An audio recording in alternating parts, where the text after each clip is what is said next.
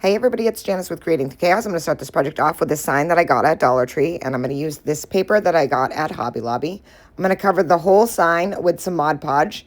And I made sure I did a thick coat because this paper from Hobby Lobby was thicker than normal paper. So I put a nice thick coat of Mod Podge on each one of the things. I tried as best as I could not to get it in the lines, but you know, I was just kind of haphazardly throwing it on there. So I avoided them as much as I could.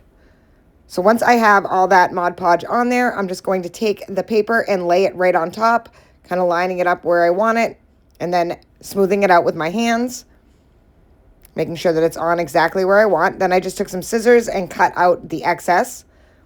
And then I let that dry for a minute, and then I am going to take an X-Acto knife. I laid it on a cutting mat, and I'm just going to go around the edges, cutting off the excess.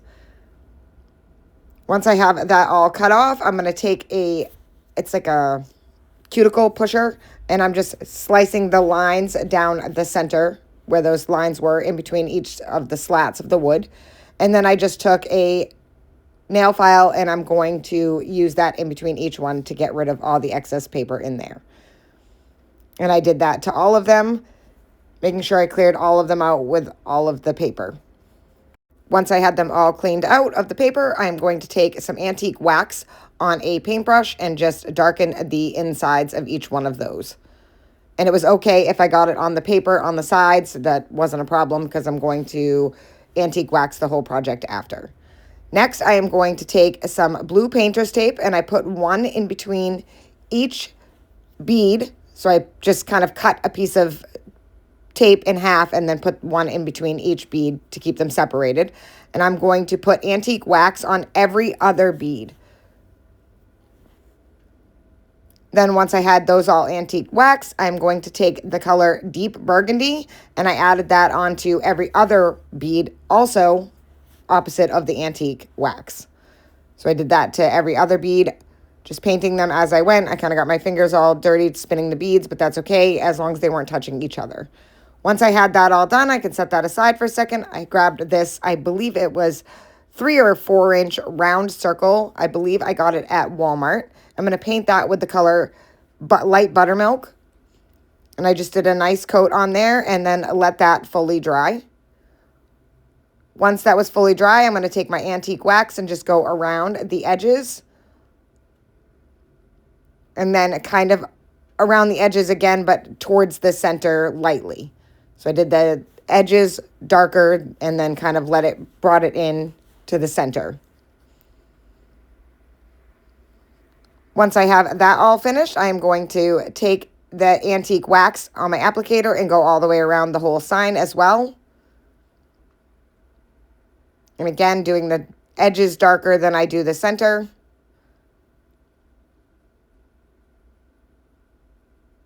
And then just kind of brushing it all over that paper to make sure the whole thing has an aged antique look. Once I finish that, I'm going to set that aside. Go back to my circle. I'm going to take this rub-on transfer from Timeless Designs, the new Christmas transfers. They're absolutely beautiful. So many amazing designs. And I cut out this one that says Silent Night, and it's 3 carolers, and they have like music sheet behind them. I'm going to apply that to the center of my circle here. Press that down and then use the applicator to rub that on. So I'm just going around rubbing the whole thing, making sure that I get it all transferred on. And then I'm going to slowly start peeling up. And as I peel up, I'm going to rub with the applicator just to make sure that I don't leave anything behind. And then just slowly start peeling up that plastic. And here is the last little bit. Pull that completely off, and look how cute that is. I absolutely love this design. Next, I'm going to take that circle and I'm going to glue it to the center of my sign here. Try and get it as center as possible. Press that down. And look at how cute this is already. Next, I'm going to take some greenery. I got this greenery at Walmart. It was from last year. They didn't have the same greenery this year, which was kind of a disappointment, unless I missed it because this stuff sold out so fast last year.